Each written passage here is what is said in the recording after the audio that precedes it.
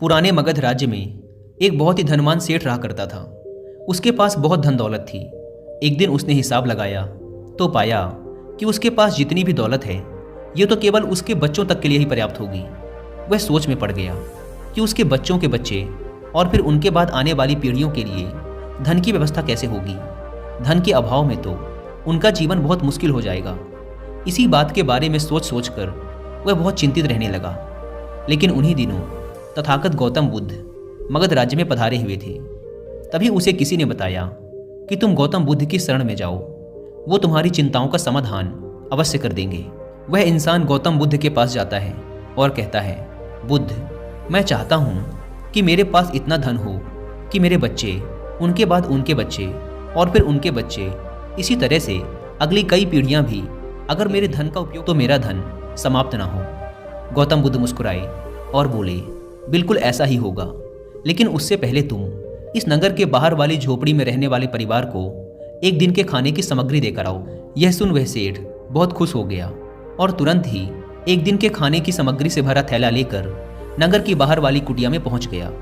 वह जैसे ही कुटिया के अंदर गया तो उसने देखा कि कुटिया के अंदर एक बूढ़ी सास और उसकी जवान बहू है। बूढ़ी औरत बैठकर ध्यान कर रही थी और उसकी बहू रसोई में खाना बना रही थी। सेठ ने बहू की तरफ देखकर खाने की सामग्री का थैला आगे बढ़ाते हुए कहा, मैं इस नगर का एक अमीर सेठ हूँ और तुम्हारे परिवार के लिए एक दिन के खाने का राशन लेकर आया हूँ, इसे रख लो। यह सुन बहू ने मना करते हुए कहा, लेकिन हमारे पास आज के खाने की व्यवस्था है। सेठ ने कहा, तो इससे कल के खाने की व्यवस्था हो जाएगी। उस औरत ने कहा, माफ़ करें, लेकिन हम अगले दिन के लिए भी इकट्ठा करके नहीं रखते। हम रोज के खाने की व्यवस्था रोज ही करते हैं। सेठ ने सोचा, यह सुन एक ये लोग हैं जो अपने कल के लिए भी इकट्ठा नहीं करते और एक मैं हूँ जो अपने आने वाली कई पीढ़ियों के लिए धन इकट्ठा करने की चिंता में मरा जा रहा हूँ। अब उस सेठ को समझ आ चुका था कि आखिर गौतम बुद्ध ने उसे नगर की बाहर वाली इस कुटिया में क्यों भेजा था। अगले दिन सुबह होते ही वह सेठ फिर गौतम बुद्ध के पास पहुंच गया और बोला, तथागत, आप जो मुझे समझाना चाहते थे अब मैं वह समझ चुका हूँ, लेकिन क्या आप मुझे थोड़ा विस्तार से बताएंगे कि चिंता होती क्या है, यह कैसे पैदा होती है और इसका निवारण क्या है। गौतम बुद्ध ने कहा, कल के लिए की जाने वाली चिंता हमारे कल को बदले या ना बदले, लेकिन वो हमारी आज की खुशी जरूर छीन लेती है। चिंता एक ऐसी मानसिक बीमारी है जो हमारे जीवन से हर तरह की खुशी छीन लेती है और इसे नीरस बना देती है। असल में चिंता का कोई वास्तविक अस्तित्व नहीं होता। चिंता एक ऐसा विचार है जो आने वाले भविष्य के डर से पैदा होता है। जिन चीज़ों के ऊपर हमारा कोई नियंत्रण नहीं, जिनके लिए हम कुछ भी नहीं कर सकते, उन चीज़ों के बारे में बार बार सोचना ही तो चिंता है। गौतम बुद्ध ने आगे कहा, जरा एक बार गहराई से सोचकर देखो कि जिन चीज़ों में तुम्हारा बिल्कुल भी नियंत्रण नहीं, जिन्हें तुम चाह कर भी नहीं बदल सकते, अगर उन चीज़ों के बारे में तुम पूरा दिन ना भी सोचो तो क्या बिगड़ जाएगा। यह सुन उस इंसान ने कहा, बुद्ध, तो क्या आपके कहने का अर्थ ये है कि हम किसी भी चीज़ या घटना के बारे में सोचना ही छोड़ दें। बुद्ध ने कहा, जीवन में जो भी समस्या आई है या फिर आने वाली है उसके बारे में विचार करके उसका समाधान निकालना, ये तो हमारे बुद्धि का धर्म है।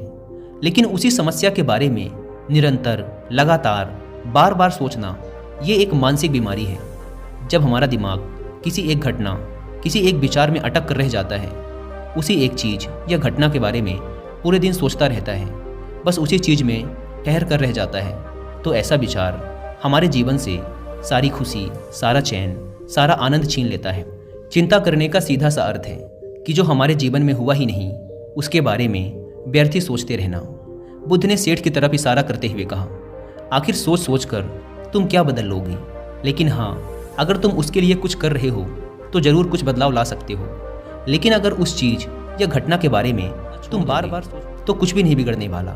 तो क्यों सोचते रहते हो एक ही बात के बारे में? क्यों अपनी हर खुशी और जीवन की शांति को अपने ही हाथों उजाड़ रहे हो? लोग भविष्य की जिन घटनाओं के बारे में सोच सोच कर परेशान होते रहते हैं, उनमें से ज़्यादातर घटनाएं तो उनके जीवन में कभी घटती ही नहीं। चिंता करने से तुम्हारी आने वाली समस्याओं का समाधान नहीं होने वाला, लेकिन तुम्हारा आज का सुख चैन जरूर चला जाएगा। तुम एक बात का अनुभव करना कि चिंता से भरा एक घंटा तुम्हें पूरे दिन की मेहनत से भी ज़्यादा थका देता है। असल में जब कोई अप्रिय घटना वास्तविक जीवन में घट भी जाती है तो वो हमें उतना दुख नहीं देती जितना हमने उसके बारे में मन में सोच सोच कर खुद को दुखी किया होता है। आपके अनुसार जीवन जीने का सही तरीका क्या है? बुद्ध ने कहा, बीते हुए कल का दूसरा नाम है पश्चाताप, उदासी, और भविष्य का दूसरा नाम है संघर्ष। अगर आज हमारे मन में कोई इच्छा है और वो पूरी नहीं होती तो मन भविष्य की योजनाएं बनाने लग जाता है। भविष्य में सारी इच्छाएं पूरी होंगी ऐसा सोचने लगता है। लेकिन जीवन ना तो भविष्य में है और ना ही अतीत में। जीवन तो इस पल का नाम है, अर्थात इस पल का अनुभव ही जीवन का अनुभव है। और हम ये सब जानते हुए भी इस सत्य से अनजान बने रहते हैं। या तो हम बीते हुए समय की यादों में खोए रहते हैं या आने वाले समय की योजनाएं बनाते रहते हैं और हमारा जीवन बीत जाता है। सिर्फ एक सत्य अंदर उतार लें कि ना हम बीते हुए कल को बदल सकते हैं और ना ही हम आने वाले भविष्य को देख सकते हैं। हम तो केवल पूरे धैर्य और साहस के साथ भविष्य का स्वागत कर सकते हैं, उसे स्वीकार कर सकते हैं। तो क्या ऐसा करने से हमारे जीवन का हर क्षण जीवन से नहीं भर जाएगा? सेठ ने कहा, बुद्ध, बात तो आप ठीक ही कह रहे हैं, लेकिन कितनी भी कोशिश कर लो चिंता तो होती ही है। ज़्यादा नहीं तो घर परिवार की चिंता तो रहती ही है। बुद्ध ने कहा, चिंता होना तो स्वाभाविक है, लेकिन उस चिंता को चिंतन में बदलना हमारा काम है। चलो तुम्हें एक बात स्मरण कराता हूँ जो तुम पहले से ही जानते हो। तुम्हारे आने से पहले भी ये संसार था, ये समाज था, परिवार था, और जब तुम इस दुनिया से चले जाओगे तब भी ये सब कुछ रहेंगे। तुम्हारे आने और जाने से इसमें कुछ ज़्यादा बदलाव नहीं आया। वैसे भी तुम्हारे आने से पूर्व और जाने के बाद का समय तुम्हारे हाथ में है ही नहीं। तुम्हारे हाथ में है केवल और केवल वो समय जिसे तुम अभी जी रहे हो, वो समय तुमसे बात जिसमें मैं तुम मुझे सुन रहे हो। बस यही तुम्हारे हाथ में है। और हर बार तुम्हारे हाथ में बस इतना छोटा सा ही एक पल आता है और फिर वो हमेशा के लिए गायब हो जाता है। तो तुम इस पल का क्या करोगे? चिंता करके इसे बर्बाद करोगे? मैं तो यही कहूँगा कि हर इंसान को चिंतन करना चाहिए। चिंतन करना चाहिए इस बात का कि कैसे इस समय का अधिक से अधिक उपयोग किया जा सकता है, कैसे अधिक से अधिक महान कार्य हम कर सकें, कैसे हम सब में आनंद बांट सकें। ध्यान रखना कि चिंता इंसान को उसकी चिता तक ले जाती है और चिंतन उसके मन को कुंदन बना देता है।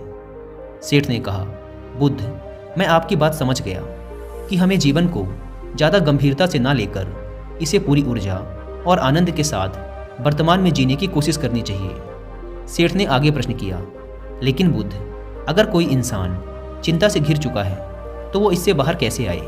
गौतम बुद्ध ने कहा, क्या तुम कभी किसी बड़ी सुरंग से कितना भयानक अंधकार होता है सुरंग के अंदर। हमेशा ही यह डर लगा रहता है कि अगर इसके अंदर फंस गए तो क्या होगा, कैसे निकलेंगे इस सुरंग से। लेकिन अगर ध्यान से देखें तो सुरंग चाहे कितनी ही बड़ी क्यों ना हो, सुरंग के दूसरे किनारे पर हमेशा प्रकाश ही होता है और उस प्रकाश तक वही पहुंच पाता है जो उस पूरी सुरंग को पार करके सुरंग के दूसरे द्वार तक पहुंचता है।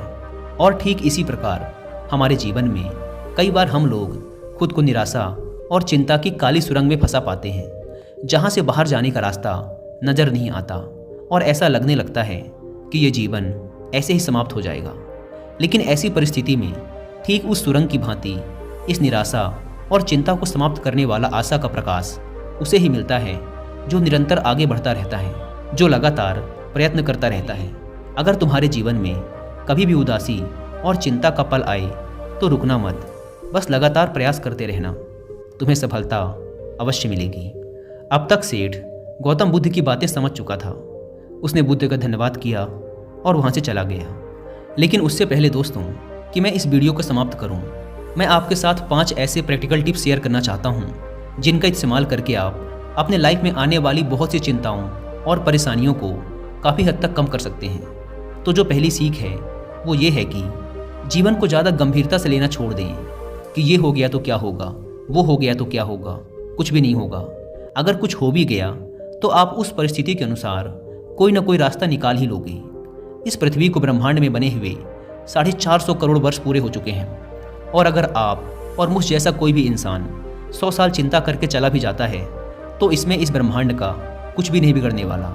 इसीलिए हर रोज़ खुद से ये मुझे सिर्फ जिंदा नहीं रहना बल्कि जीना भी है। दूसरी सीख ये है कि हर छोटी छोटी बात के लिए चिंता करना छोड़ दें। जैसे ट्रैफिक में फंसने की चिंता, कोई छोटा मोटा पैसे का लॉस हो गया उसकी चिंता, आज ठंडा खाना खाना पड़ेगा इसकी चिंता, और ना जाने ऐसी कितनी फिजूल की चिंताएं हम अपने मन मस्तिष्क में लेकर ढोते रहते हैं। जरा एक बार सोच के देखिए कि जिस दिन आप अपनी आखिरी सांसें गिन रहे होंगे, क्या तब भी ये सारी परेशानियां आपको उतनी ही बड़ी लगेंगी जितनी आज लग रही हैं? नहीं ना। तब उस दिन ये सारी परेशानियां जो कि आज आपको पहाड़ जैसी लग रही हैं, एक छोटे से रेत के कण से भी छोटी लगेंगी। इसीलिए हर छोटी बात के लिए चिंता करना छोड़ दें। तीसरी सीख, ये बात हमेशा याद रखें कि जीवन बहुत छोटा है। आप आज, अभी और इसी पल भी मर सकते हैं। हम हर बात की चिंता इसलिए भी करते हैं क्योंकि हमें लगता है कि अभी हमारे पास बहुत समय है, हम बहुत सालों तक जिंदा रहेंगे। मरते तो दूसरे लोग हैं, मैं तो जीवित रहूंगा। इसीलिए लगातार खुद को याद दिलाते रहिए कि ज़्यादा चिंता करने से हो सकता है कि आज का दिन मेरा आखिरी दिन हो।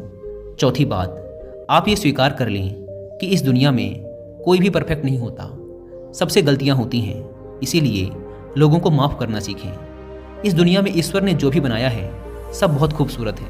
अगर हम उसमें अच्छाई नहीं देख पा रहे तो इसका मतलब ये नहीं कि वो चीज़ें खराब हैं, बल्कि इसका मतलब ये है कि अभी तक हम इतने मैच्योर नहीं हुए कि हम उस चीज़ में अच्छाई देख सकें। और पांचवी बात, लोगों की मदद करिए बिना उन्हें बताए।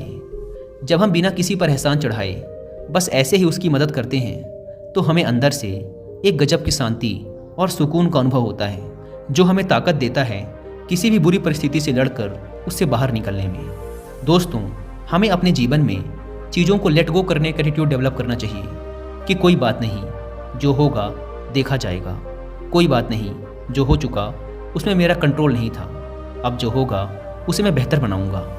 जीवन में सबसे ज़्यादा मायने रखती है हमारी खुशी, और हम तभी खुश रहेंगे जब हमारे दिल और दिमाग में चिंताओं का बोझ ना हो। इसीलिए चिंता छोड़ें, सुख से जिएं।